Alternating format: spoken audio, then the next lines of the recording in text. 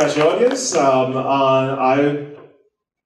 as you just heard, I'm the warden of the Sun Chi-Seng Hall. It was a hall that was built about 10 years ago and donated by one of the pioneer figures in Hong Kong leading the Hong Kong current industrializations around 80s.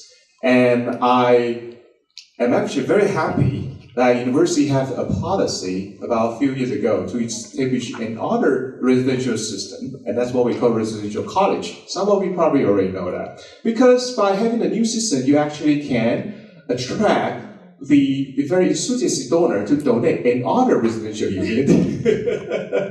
That's the reason why we actually had G-Sun College as one of the 4 residential college. And the next talk will be delivered by the acting deputy. I hate the word acting. Can I just use deputy? No. Acting deputy master Rainbow Wong, who has been also dedicated a lot of her time in helping with G-Sun College. And we are the so-called sisters residential institutes in the Hong Kong youth. So, ladies and gentlemen, please allow me to introduce Rainbow's talk. Rainbow, please. Good morning. Thank you for coming for the introduction. And I feel deeply humbled to be speaking after and in front of so many experienced educators today. So before I talk about this transformation, etc., I would like to start with a more personal story. So it was back in 2002 when I first entered Hong Kong as a freshman, and I was quite sure that I have to live in a hall, and for some reasons I chose St. John's College. And there were things that I expected. I joined the choir, the dance, the drama, the debate team, and I also became the cultural secretary of the Student Association. So that's all well and good, familiar territory. But that's more. For some reasons, we had these strenuously long meetings that went on, day and day, night and night. It felt like, eternity.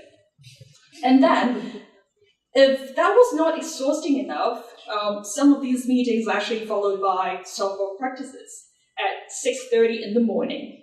Okay? So I found myself spending an average of like 10 hours in the pitch. And when I was not practicing, I was cheering for other St. Johnians, chasing for their inter-hall competition glory. And if all of that is not amazing enough, there's this tradition at St. John's College.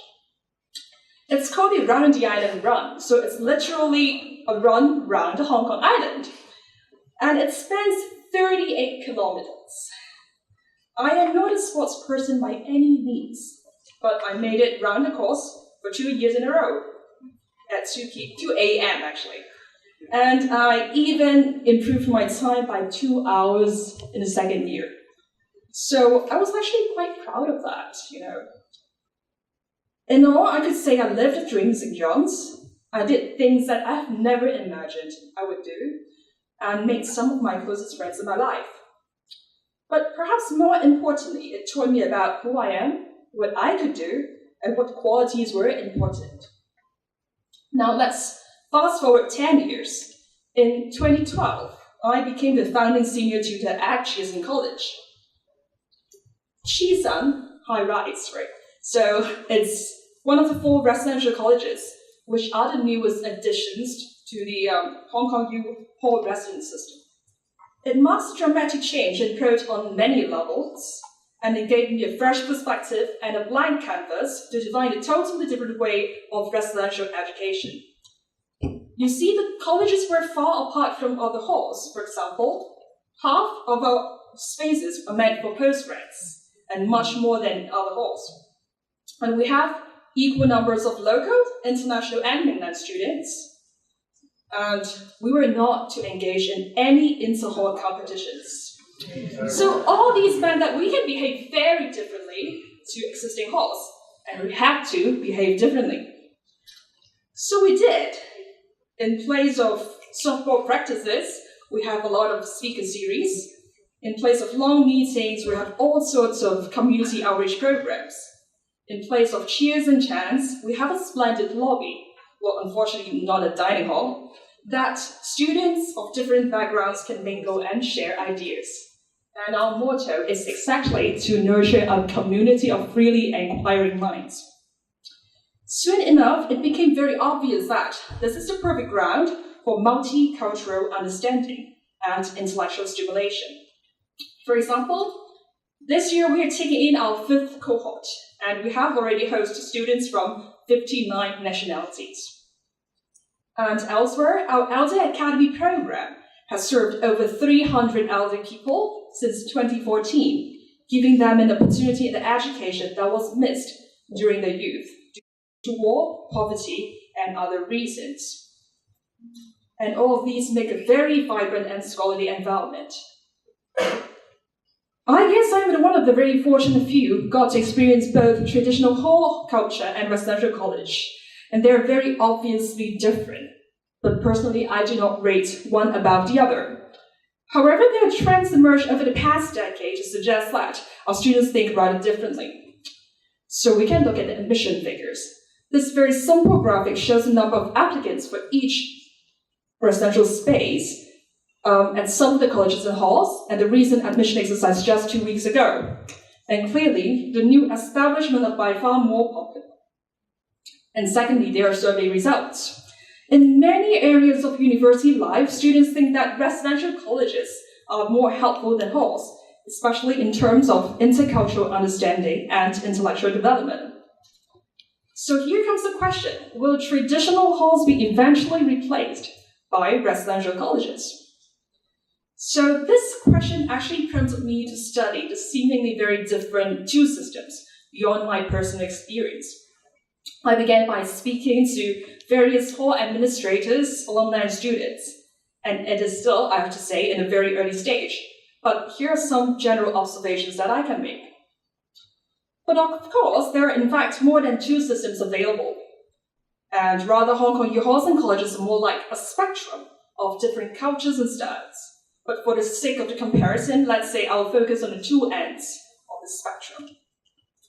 Now, let's look at the traditional halls.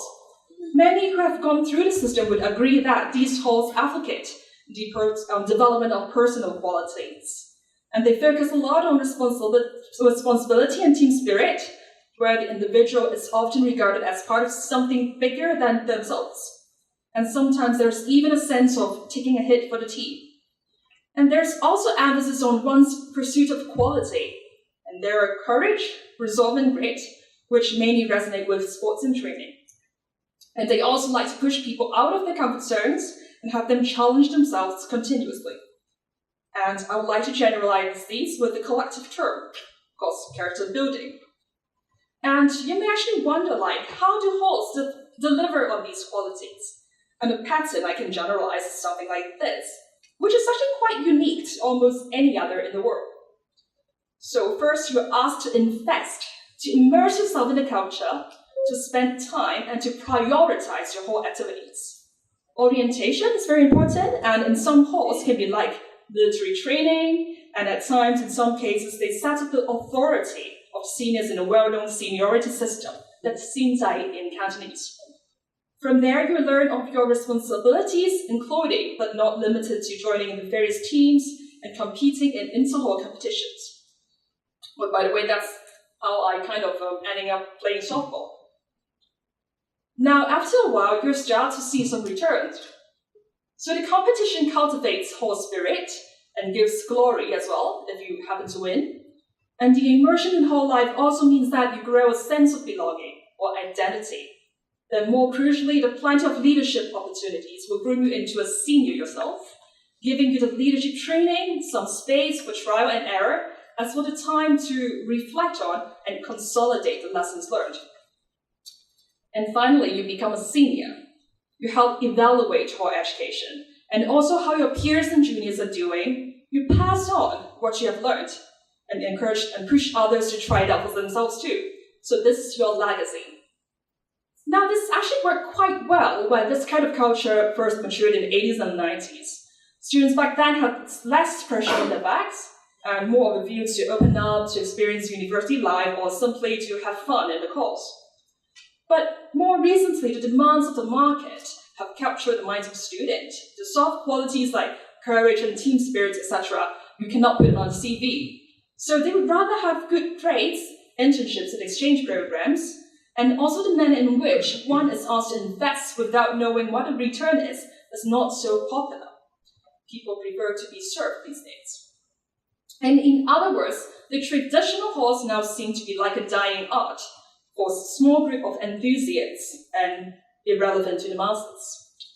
And one key point to note is that the system is almost 100% student-driven.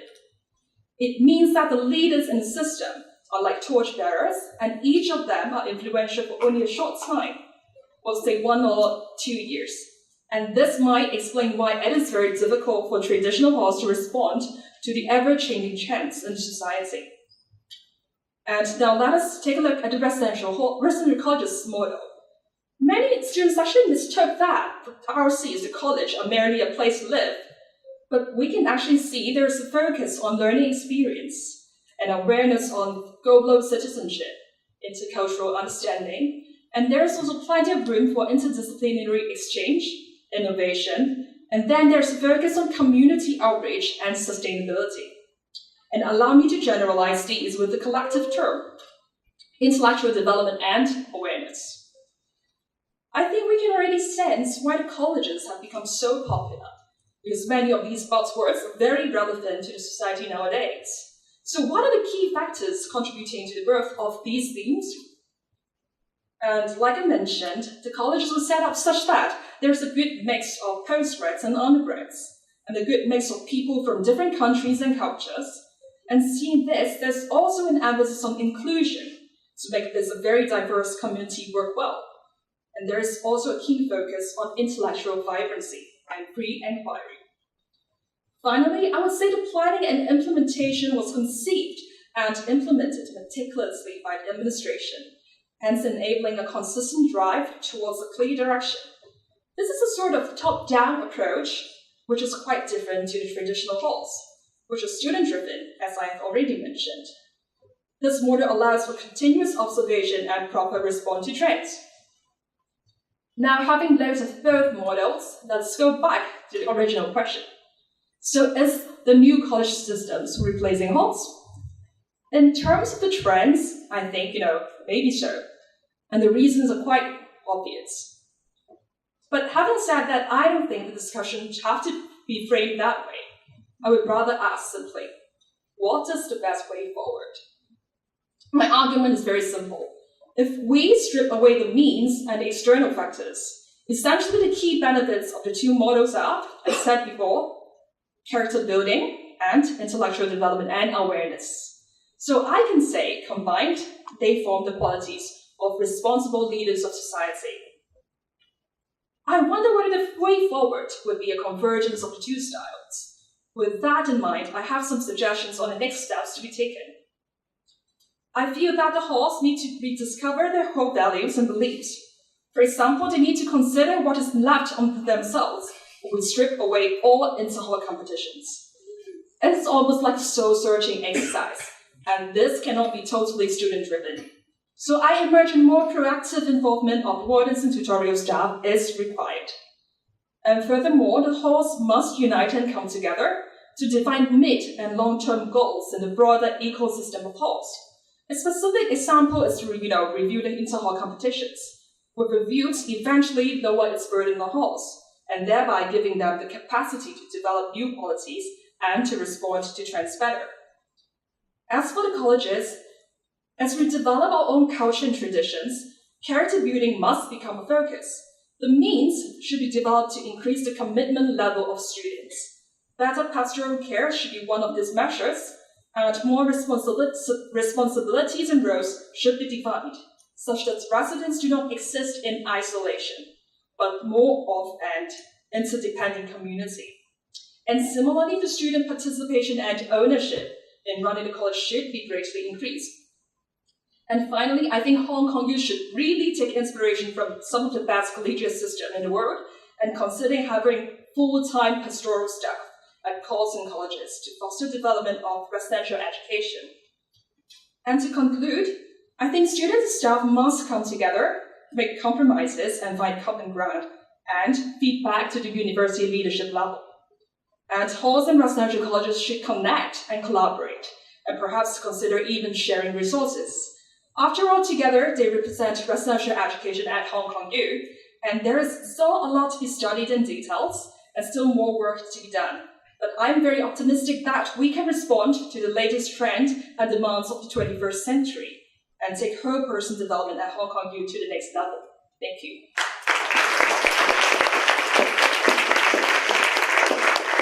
Thank you very much, Randall. It's really informative. I think, all students were showing our difference. And a lot of us actually are university professors and teaching.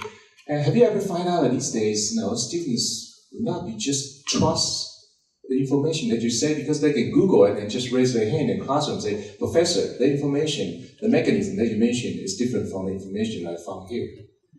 Students are changing, and I absolutely believe also our residential education as well.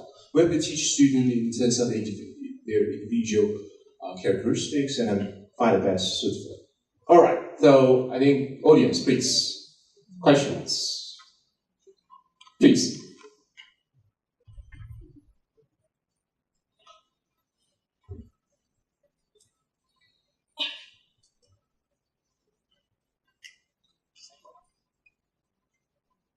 Thank you very much for the presentation.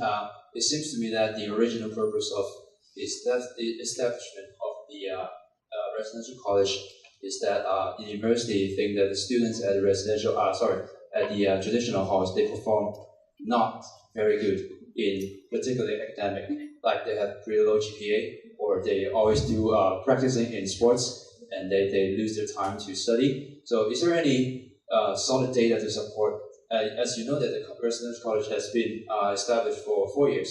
So is there any solid data to support that the students living in the residential college behave much better in academic?